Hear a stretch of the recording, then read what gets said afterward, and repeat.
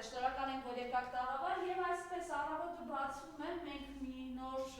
հայտարարության ենք ականատես լինում։ Ձեր հետևում ես լուսանկարն է, այս պատկերն է, թե ինչպես վաղ առավոտյան ԱԱԾ-ն ուղղակի այսպես այս շոուի շրջանակներում Նարեկ Սամսոնյանի եւ Ազգեն Սաղաթելյանի բերման է ենթարկում, ձերբակալված են, տանում են ըստեյության կալանքի։ Խնդրեմ այս փաստով ձեր գնահատականը հայտնի դարձավ, որ Արմեն Սիմոնյանի հաղորդման հիման վրա է այս գործողություններն իրականացվել, բայց Տիկին Փյուրեն, քանի որ կյանքի բերումով դուք առնչվել եք Նիկոլ Փաշինյանի իրեն կորցրած ելույթներին ազգային ժողովում, որտեղ բարիբուն իմաստով ամենավերջին սպառնալիքները, հայհոյանքները հնչեցնում էր ընդդիմության, նախագահների հասցեին, եւ լավագույնս հիշում եք ինչեր էր նա ասում։ Այսօր օրինակ ձեր գործընկերը Քրիստինե Վարդանյանը հայտարարում է, Նիկոլ Փաշինյանի երբ են այսպես տանելու իր սպառնալիքների, իր հայտարարությունների հիման վրա։ Խնդրեմ այս մասով ձեր տեսակետը, այս հայտարարությունը։ Բարև ձեզ սիրելի հայրենակիցներ, իսկապես այսօր շատ հետաքրքիր օր էր, մեղամեղա հետաքրքիր ասելով, օրը բացվեց, այո, նոր բռնաճնշումների փաստը արձանագրելով եւ ընդ որում Ալեն Սիմոնյանի հաղորդագրության հիման վրա։ Հիմա ինձ մոտ հարց է առաջանում, Ալեն Սիմոնյանի հաղորդագրությունից առաջ Ալեն Սիմոնյանի թքելը քաղաքացու վրա որևէ արձագանք չէր ունենալու, այդ են թքող քաղաքացու վրա թքող Ալեն Սիմոնյանը չի, որ ինչ էր արել, իր անձնակազմին, իր թիկնապահներին նա ստիպեց, պարտադրեց, որ քաղաքացու ձեռքերը ոլորեն հետ պահեն եւ մոտեցավ երեսին թքեց, ինչ է,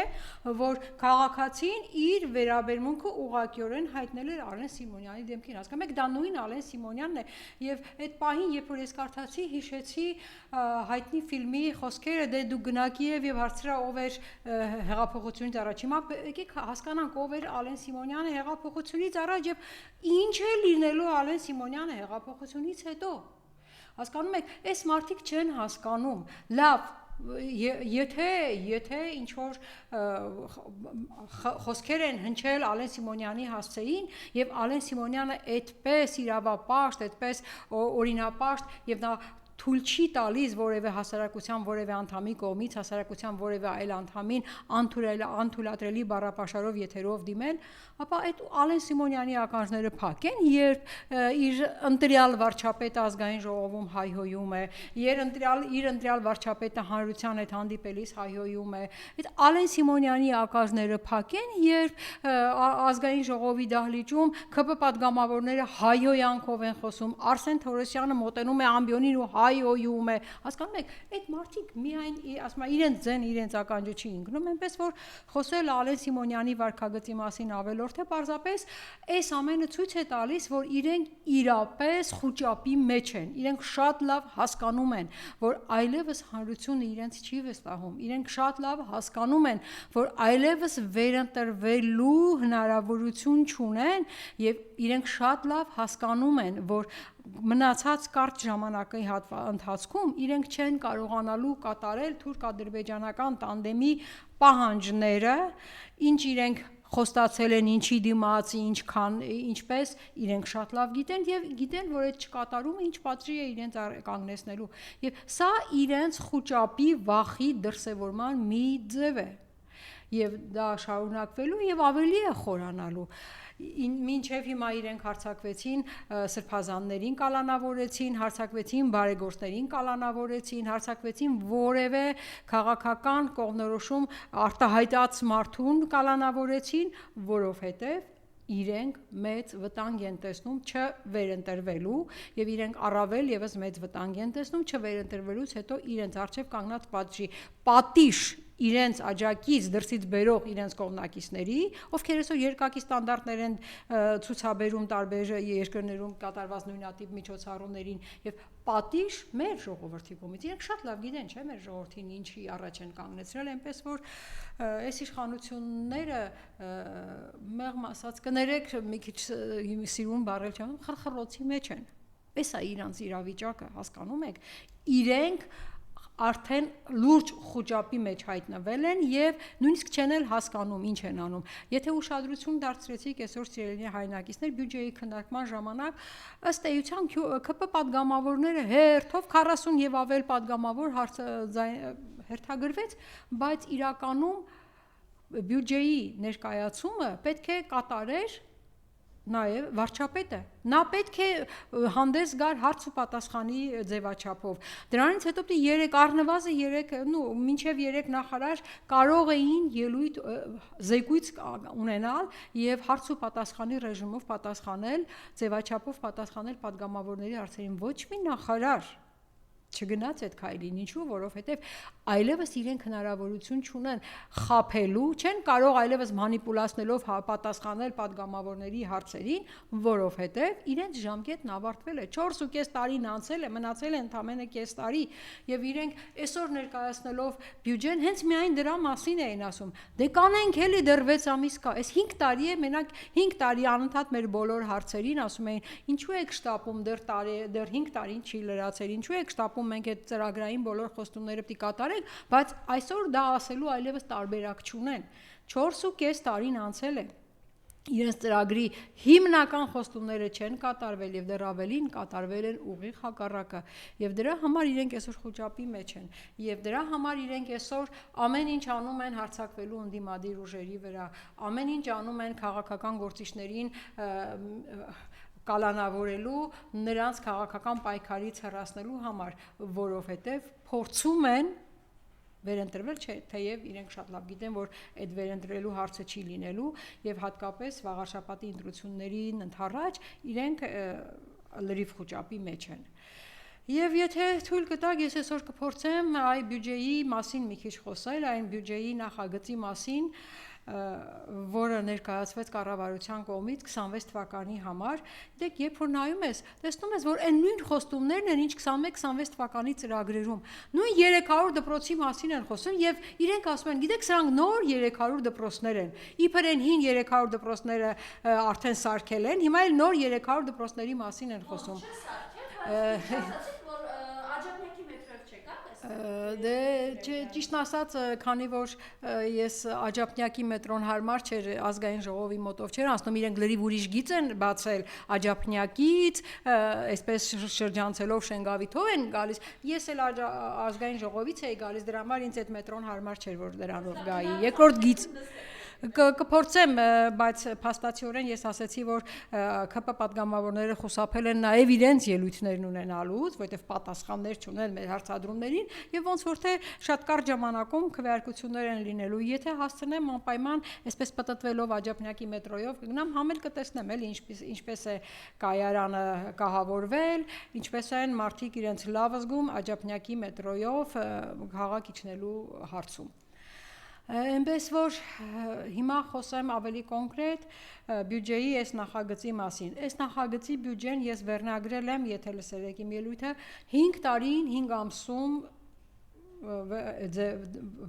վերնագիրը տվել եմ 5 տարին 5 ամսում, որովհետև ըստ էության այս բյուջեն կրկնում է այն նույն խոստումները, ինչ որ իրենք 21-26-ին խոստացել են, բայց դե բնականաբար չէին կատարել։ Նույն 300 դպրոցը հասկանում եք, բոլոր պատգամավորները, նախարարները, կառավարությունը ամեն մի ելույթի ժամանակ թմկարում են 300 դպրոց 500 մանկապարտեզ, ես ընդամենը ընթերցեցի իրենց առաջ, իրենց սրտի ուզած կրթության նախարարության Ժաննա Անդրեասյանի նախարարի բոլոր պատասխանները եւ ես կուզեմ ձեզ ներկայացնել սիրելի հայրենակիցներ, տեսեք, ես միայն ընթերցում եմ պատասխանները, 24 թվականի դեկտեմբերին նախարար Անդրեասյանը պատասխանել է, որ մինչև 26 թվականը այդ 300 դպրոց ծրագրի շրջանակներում վերանորոգվել է 37 հաստատություն,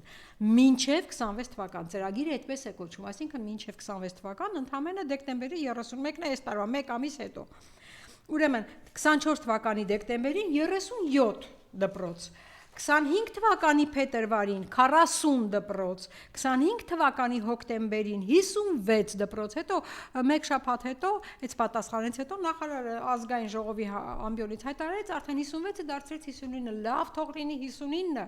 300-ից հանած 59-ը 241 է, մինչև 26 թվականն էլ ընդամենը 1 ամիս է մնացել, իրենք ասում են մենք կհասցնենք, լավ չեմ հասկանում, 4.5 տարում 59 դպրոց սարքողը լավ նույնիսկ եթե ընդունենք 26 թվականի հունիս իրենց ծրագրի ավարտը, ոնց էլ է 241 դպրոցը շահագործման հանձնելու, բայց մյուս կողմից մոռանում են ԿՊ падգամավորները իրենք են կոճակ սեղմել, օրենք ընդունել, որով պարտադրել են օրենքի շրջանակներում ֆիքսել են թվեր, 23 թվականին պետք է պատրաստ լիներ 92 դպրոց, 24 թվականին 175 դպրոց, մինչև 26 թվականը 300 դպրոց։ Ասում լսեք падգամավորներ, ԿՊ-ականներ, դուք ձեզ խափեք, դուք թույլ տվեք, որ Ժաննա Անդրեսյան նախարարը ձեզ խափի, դուք ձեզ հավատացրեք, բայց ի վերջո չէ որ այդ բնակիչը գիտի, որ իր համայնքում, որ այդ դպրոցը այդ ծրագրի մեջ էր, չի սարքվել, չի էլ սկսվել։ Եվ ես շարք ընթերցեցի, այդ ոնց եք դուք եկել ու ինչի եք եկել ու մարդկանց խափում, ում եք փորձում խափել։ Ի վերջո դուք չեք հասկանում, որ դուք վաղուց արդեն նախկին եք։ Եվ երբ որ խոսում եք նոր խոստումների մասին, պետք է չմոռանաք, որ մարդիկ լսելով ձեր նոր խոստումները, ձեր նախկին լինելով, պետք է համեմատեն նոր խոստումները նախկին խոստումների հետ, նախկին խոստումների կատարման մակարդակի հետ։ Ի վերջո հանրությունը հո մտածելուց զրկված չի, հո ունակ է մտածելու։ Պետք է ձեր նախկին խոստումները համեմատվեն այս նոր խոստումների հետ եւ հանրությունը պետք է հասկանա եւ հասկանում է, որ դուք ոչինչ չեք արել ձեր խոստումներից։ Բժշկական կազմակերպությունները խոստացել էիք թղթի վրա, որ դուք 26 մինչև 26 թվականը 50 բժշկական կազմակերպություն պիտի կառուցեք, վերանորոգեք, սարքավորումներով հագեցված դնեիք շահագործման։ Նախարարը ընդամենը մեկ շաբաթ առաջ ինձ պատասխանում է, որ այդ վիճակում ընդամենը 14-ն է, այսինքն 4.5 տարում 14 բժշկական հաստատություն եք այդպես շահագործման հանձնել ձեր ասած բոլոր սարքավորումներով, բա մնացած 36-ը այս 6 ամսում եք անելու։ Այս ինչ ուժեղ տրամաբանություն է, ոնց եք այդքան անելու։ Դուք խոստացաք, որ ըստ էության խոստումներից եմ միայն խոսում, խոստացաք, որ թոշակառուները եւ ընդհանրապես ընտանիքները այլևս բարեկեցիկ են ապրելու։ Դուք խոստացաք թոշակառուների թոշակի բարձրացում, միջին աշխատավարձի բարձրացում, միջին թոշակի բարձրացում ընդհուպ մինչև նվազագույն սպառողական զամբյուղ, սպառողական, հասկանում եք, այսինքն դուք թոշակառուի, միայնակ թոշակառուների ընտանիքի թոշակը, որոնք մինչև ենթադրենք մինչ այդ 40 էր, այդ միայնակ թոշակառուն ստանում էր 40,000 թոշակ եւ պլյուս 20,000-ի կարգի նպաստ եւ նա 60,000-ով ինչ որ կերպ կարողանում էր իր ամսվա խնդիրները լուծել։ Հիմա դուք 40,000-ը ենթադրենք դարձրել եք 44,000 եւ դրա արդյունքում զրկել եք այդ մարդուն, այդ թոշակառուին, այդ միայնակ թոշակառուների ընտանիքին անապահովության նպաստից այն 20,000-ից 60,000-ը դարձրել եք 44,000 եւ փորձում եք որ ձեզ ծափահարեն, թե տեսեք մենք թոշակ ենք բարձրացրել, բարեկեցություն եք բարձրացրել դրանում, դուք մարդկանց կյանքի վիճակը ավելի եք վատացրել։ Ես դեռ չեմ խոսում գնային թանկացումների մասին, այն թանկացումների, որի արդյունքում այդ 44,000-ը ըստ էության ավելի է իր արժեքը կորցրել։ Դուք հասկանում եք ինչ եք արել։ Մարդկանց ինչի տեղ եք դրում։ Այն մարդը ինքը զգում է, չէ՞, իր սառնարանով ու իր կյանքի պայմաններով զգում է, դուք բարեկեցիկ եք դարձել իր կյանքը, թե ավելի վատ։ 60,000-ը դարձրել եք 44,000 եւ ասում եք, որ թոշակառուների կյանքը բարելավել եք։ Դուք խոստացել էիք առողջության ապահովագրման համակարգի փուլային ներդրում։ 23 թվականից պետք է բոլոր փաստաթղթերը, բոլոր օրենսդրական այդ կարգավորումներն իրականացվեին, 24 թվականից այդ համակարգը պետք է համակարգում պետք է աշխատվեր եւ համակարգից պետք է արդեն օգտվեին պետպատվերի շրջանակում բոլոր շահառու խմբերը, կամավոր գրանցված բոլոր խմբերը 24 թվականից, 25 թվականի հունվարից այդ համակարգից պետք է արդեն օգտվեին բոլոր թոշակառուները, այսօր 25 թվականի նոյեմբերի 12-ն է, նոյեմբերն կեսն է, իսկ այդ օրենքը դեռևս չի ընդունվել, դեռևս այն բուժ ծառայությունների գնահատման այդ գործիքները, այդ փաթեթը պատրաստ չի, սա է ձեր խոստումների կատարում եւ հիմա եկել են ասում են գիտեք այս բյուջեն հաստատեք մենք խոստանում ենք այս 6 ամսում կներեք, հորս արև կկատարենք այդ 6 ամսում ձեր բոլոր խոստումները։ Սա է իրանց գործելավոճը։ Մնում է միայն այդպես են անում։ Դե կկատարենք էլի։ 4.5 տարում չեք կատարել, 6 ամսում ես համոզված եմ, որ իրենք էլ են համոզված, որ չեն վերընտրվելու եւ դրա համար խոստում է տալիս են, էլի։ Ըստ էության այդ ապահովագրության համակարգի ներդրումն էլ արդեն տապալված է, որտեղ 24 թվականից նա պետք է ներդրման փուլային տարբերակով հասած լիներ նրան, որ հիմա բոլոր թոշակառուները այլևս պետք է օգտվեին այդ համակարգից, բայց իրենց բերած նոր նախագծի մեջ ընդամենը առաջարկում են 65 տարեկանից բարձր թոշակառուներին տրամադրել այդ համակարգից օգտվելու հնարավորությունը։ Հարց է կտրամադրեն թե չէ, բայց արդեն իսկ հետ նահանջեն նույնիսկ իրենց առաջարկներից։ Այն ժամանակ առաջարկում էին բոլոր թոշակառուներին, դե չտվեցին, հիմա արդեն առաջարկում են 65-ից բարձր բոլոր թոշակառուներին, հարց է կլինի թե չի լինի։ Ես ուզում եմ կարևոր մի բանի մասին էլ խոսել, սիրելի հայրենակիցներ, պետական պարտքի մասին։ Մեր պետական պարտքը ավելացել է 7.5 միլիարդով եւ երբ որ մենք խոսում ենք այս մասին, նրանք ասում են, բայց չէ որ մենք պետական պարտքը վերցրել ենք, բայց դրանով բարելավել ենք հանրության կյանքի վիճակը, որևէ մեկի կյանքի վիճակը բարելավել է բացի իրենցից։ Ես մի անգամ պատմել եմ եւ նորից եմ ուզում պատմել, որ երբ վարչապետը գնում է Գյումրի եւ խոսում է այսուհետ մենք ավելի լավ ենք ապրելու, գյումրեցիներից մեկը ասում է հբմենք։ Հիմա այս մարդիկ այդ օրն են ընկել, իրենք լավ են ապրում, այդ պարտքերի որ մասով են իրենք լավ ապրում, ես չեմ կարող ասել, բայց միայն հաջորդ տարի, միայն 26 թվականին պարտքի սպասարկման գումարը, պարտքի վարկերի սպասարկման գումարը կազմում է, սիրելի հայրենակիցներ, 1 տրիլիոն 53 միլիարդ, որից 630-ը պարտքի մայր գումարի մարում է լինելու, իսկ 423 միլիարդը լինելու է տոկոսների մարում։ Այն պարագայում, որ այսօր իրենց բերած բյուջեում, թե առողջապահության ոլորտի բյուջեն, թե կրթության ոլորտի բյուջեն, 423-ից շատ քիչ են, հասկանում եք 423 միլիարդ միայն տոկոս։ Եվ քանի որ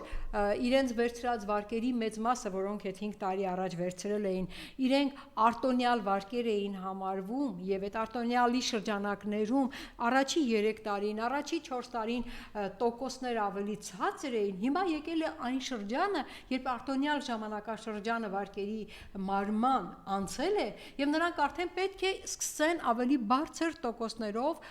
վարկերի տոկոսները փակել։ Այդ նշանակում է 423 միլիարդը հաջորդ տարիներին շատ ավելի շատ է լինելու եւ քանի որ տնտեսություն չունենք, քանի որ արտադրություն չունենք, քանի որ բացի ժողովրդին տուգանքի մատերիալ դարձնելուց ուրիշ տարբերակ չունեն բյուջեն լցնելու, բնականաբար իրենք նոր վարկ են վերցնելու, հին վարկերը սպասարկելու համար եւ նոր վարկերը արդեն արտոնյալ պայմաններով իրենց տվող չի լինելու եւ դա նշանակում է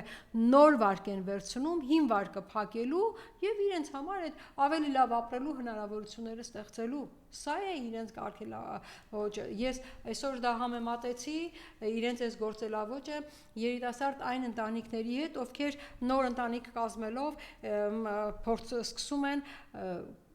ծնողների կուտակած, ծնողների ձեռք բերած բնակարանը, կահույքը, ամեն ինչը այսպես դեն նետել, հայտարարելով, որ իրենք նոր բնակարան են կառուցելու, որ իրենք նոր կահավորանք են անելու, որ իրենք եվրոռեմոնտ են անելու եւ սկսում են վարկեր վերցնել, բայց վարկը վերցնելով գայթակղությունը մեծանում է, սկսում են լավ ճոխ հարսանիք անել այդ վարկով, հաջորդ վարկով գնում է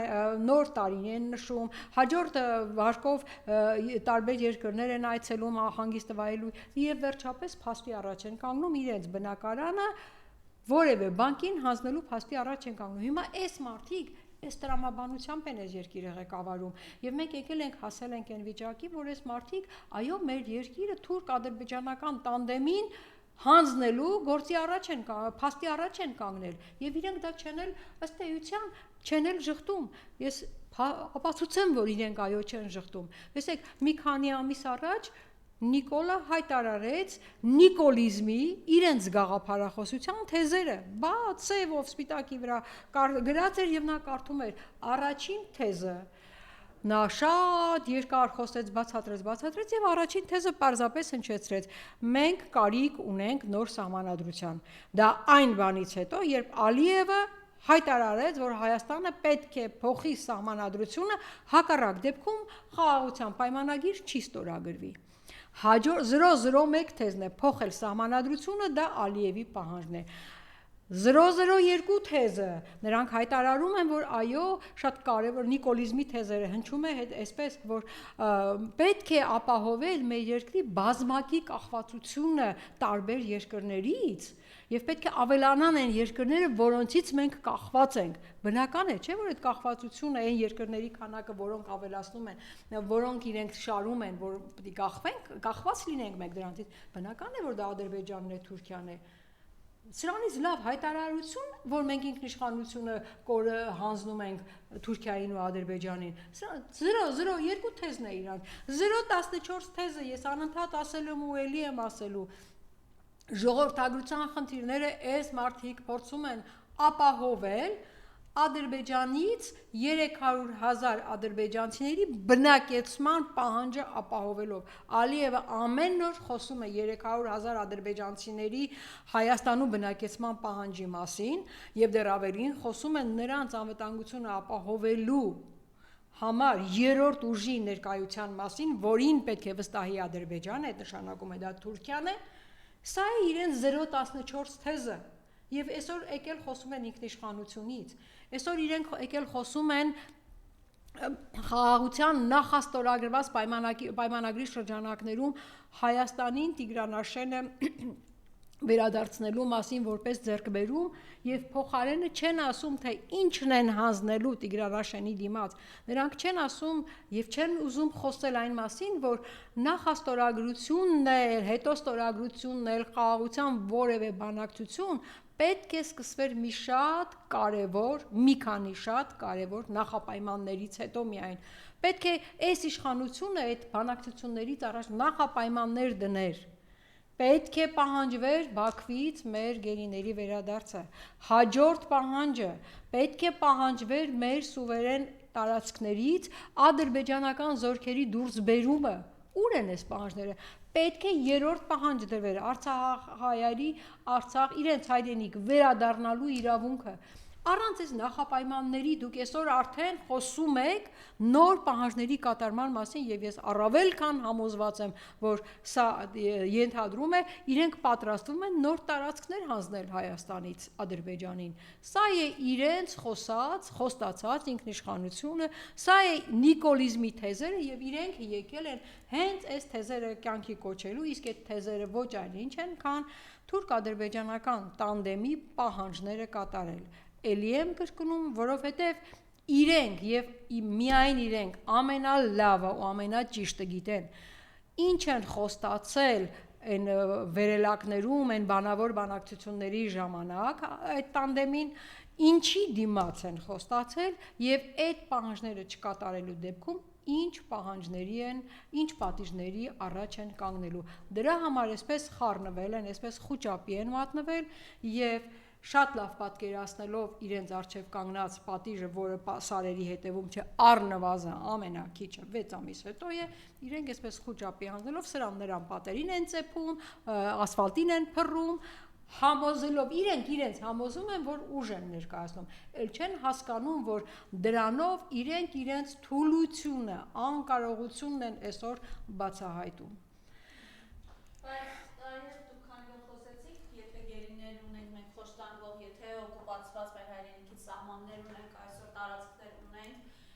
Ոնց եք դուք խոսում, ոնց այս նախապայմանները առաջ եք քաշում, բայց տեսնում եք, չէ, իրենք ասում են շնորհակալ ենք ադրբեջանական ցորենի համար են շնորհակալ, այն ցորենի, որը 4-րդ սորտի, 4-րդ կարգի, խնդրեմ ամասնակի։ Գիտեք, շատ ճիշտ կարևոր հարցի մասին փորձենք խոսել, այո։ Գիտեք, Ալիևը նախապես հայտարարեց այդ նախաստորագրված փաստաթղթի շրջանակներում մի հատ հետաքրքիր հարց էլի։ Ինչի նախաստորագրել, եթե իրանք այդպես պատրաստ էին ստորագրելու։ Բա խոսում էի երրակողմ նախաստորագրված փաստաթղթի մասին։ Նախ երրակողմ չի, այնտեղ Տրամպը լավագույն դեպքում դիտորդի կարգավիճակով նստած է եղել, նա երկկողմ է նախաստորագրություն է։ Եվ այդ ստորագրված փաստաթղթի իբր թե շրջանակներում Ալիևը հայտարարեց, որ ինքը բացում է, պատրաստ է բացելու Հայաստան ներմուծվող ճանապարհը, Հայաստան ապրանքներ ներմուծվող ճանապարհը, եթե ուշադրություն դարձրեցիք, նա չխոսեց Հայաստանից արտահանման ճանապարհի բացելու մասին, այսինքն իրենք պատրաստ են բացելու ճանապարհը, որով Հայաստան Ադրբեջանով ապրանքներ են ներմուծվելու։ Հիմա այստեղ ձեր մոտ ողջամիտ կասկած չի առաջանում, այդ ինչ ապրանքներ են ներմուծվելու Ադրբեջանի տարածքով Հայաստան։ Արդյոք մենք